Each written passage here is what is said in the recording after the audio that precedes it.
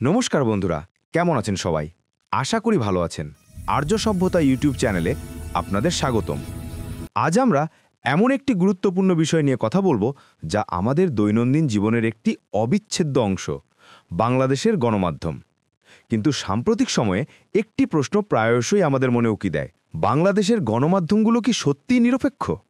তারা কি সবসময় সত্য খবর পরিবেশন করে, নাকি এখানেও চলে প্রোপাগান্ডা আর মিথ্যা খবরের ছড়াছড়ি?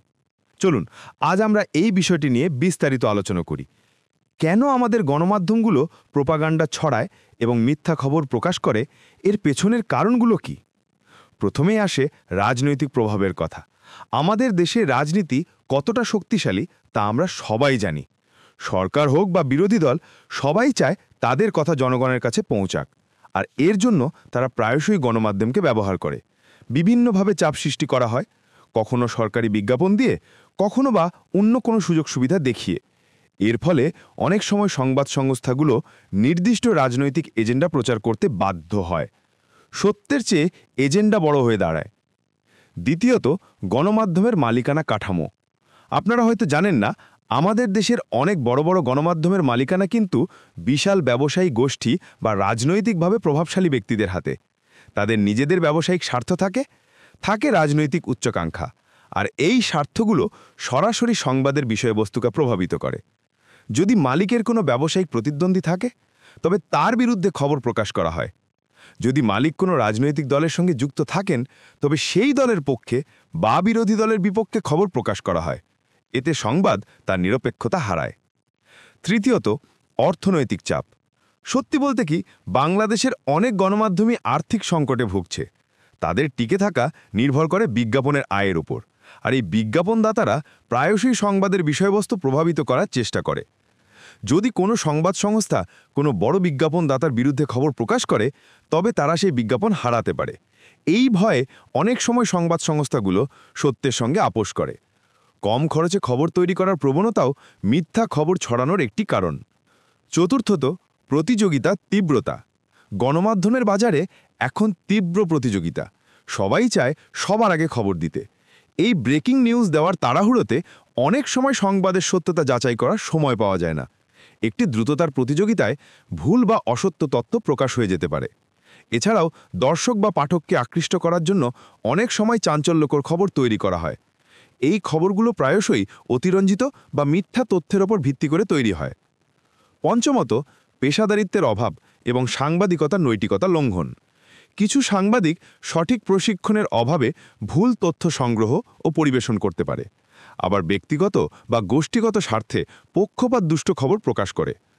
সাংবাদিকতার মূল নীতিগুলো যেমন তথ্য যাচাই, নিরপেক্ষতা এবং বস্তুনিষ্ঠতা অনেক সময় লঙ্ঘিত হয়। হলুদ সাংবাদিকতার প্রবণতারও আমরা প্রায়শই দেখি, যেখানে সত্যের চেয়ে চাঞ্চল্য তৈরি করাকে বেশি গুরুত্ব দেওয়া হয়। ষষ্ঠত, সোশ্যাল মিডিয়া প্রভাব। ডিজিটাল এই যুগে সোশ্যাল মিডিয়া প্ল্যাটফর্মগুলো দ্রুত তথ্য ছড়িয়ে দেয়। তবে ভালো তথ্যের পাশাপাশি এখানে গুজব এবং মিথ্যা খবরও দ্রুত ছড়িয়ে পড়ে। মূলধারার গণমাধ্যমগুলো অনেক সময় সোশ্যাল মিডিয়ার গুজবকে যাচাই না করেই খবর হিসাবে প্রকাশ করে দেয়। এতে করে ভুয়া খবর দ্রুত জনগণের মধ্যে ছড়িয়ে পড়ে। সপ্তমত, তথ্য যাচাই প্রক্রিয়ার দুর্বলতা। অনেক গণমাধ্যমে পর্যাপ্ত রিসোর্স এবং সময় নেই সংবাদের উৎস যাচাই করার জন্য। বিশেষ করে যখন দ্রুত খবর প্রকাশের চাপ থাকে, তখন এই প্রক্রিয়া দুর্বল হয়ে পড়ে। এর ফলে অপ্রমাণিত তথ্য বা গুজব সংবাদের শিরোনামে চলে আসে। অষ্টমত, পাঠক বা দর্শকদের চাহিদা। আমরা যারা খবর দেখি বা পড়ি, তাদের মধ্যে অনেকেই নিজেদের পছন্দের খবর বা মতামত শুনতে চায়। গণমাধ্যমগুলো এই চাহিদা পূরণের জন্য পক্ষপাতদুষ্ট খবর তৈরি করে। এর ফলে একটি একো চেম্বার তৈরি হয়, যেখানে ভিন্ন মতের খবরগুলো এড়িয়ে যাওয়া হয়। এটি মিথ্যা খবর বা প্রোপাগান্ডাকে আরও শক্তিশালী করে। নবমত, জবাবদিহিতার অভাব। মিথ্যা খবর বা প্রোপাগান্ডা ছড়ানোর জন্য গণমাধ্যমগুলোকে প্রায়শই কোনো কঠিন জবাবদিহিতার মুখোমুখি হতে হয় না। আইনি প্রক্রিয়া দীর্ঘ এবং জটিল হতে পারে। এর ফলে তারা নির্ভয়ে মিথ্যা খবর প্রকাশ করতে পারে। দশমত, প্রযুক্তির অপব্যবহার। বর্তমানে ডিপফেক বা কৃত্রিম বুদ্ধিমত্তা ব্যবহার করে ভুয়া ছবি বা ভিডিও তৈরি করা এখন অনেক সহজ হয়ে গেছে। এই প্রযুক্তি ব্যবহার করে মিথ্যা খবরকে আরও বিশ্বাসযোগ্য করে তোলা যায়। গণমাধ্যমগুলো এই ধরনের প্রযুক্তি ব্যবহার করে তৈরি করা ভুয়া তথ্য যাচাই করতে হিমশিম খেতে হয়। এই সব কারণগুলো একত্রিত হয়ে বাংলাদেশের গণমাধ্যমগুলোতে প্রোপাগান্ডা এবং মিথ্যা খবর ছড়ানোর প্রবণতা তৈরি করেছে। তো বন্ধুরা, এই সমস্যা থেকে উত্তরণের উপায় কি? প্রথমত, আমাদের নিজেদের সচেতন হতে হবে। যে কোনো খবর বিশ্বাস করার আগে যাচাই করে নিতে হবে।